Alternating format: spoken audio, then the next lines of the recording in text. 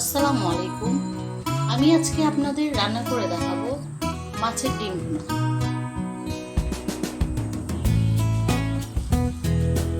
প্রথমে আমি অল্প পরিমাণ পেঁয়াজ ভেজে নেব।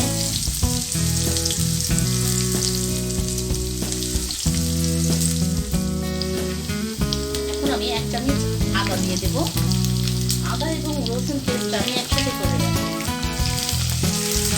এখন আমি একে একে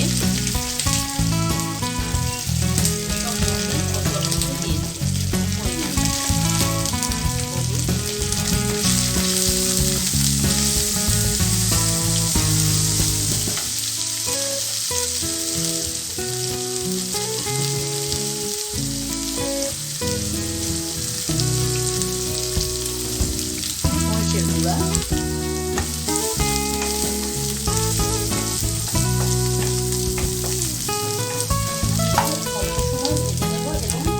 পানি দিয়ে দেব। পানি দিয়ে মশলাটা একটু কষিয়ে নেব। আমি এখন মশলাটা কষানোর জন্য অল্প পরিমাণ পানি দিয়ে দিচ্ছি।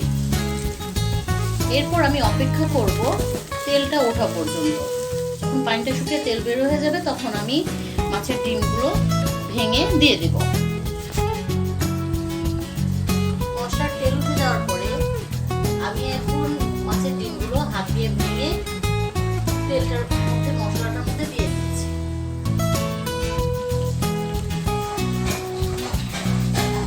আমি ডিমটাতে পরিমাণ মতো অল্প পানি দিয়ে দিয়েছিলাম যেন ডিমটা সেদ্ধ হয়ে যায়।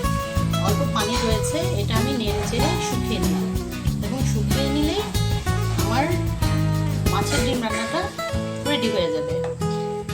আমার বাচ্চা খায় বিদায় আমি কাঁচামরিচ দেব।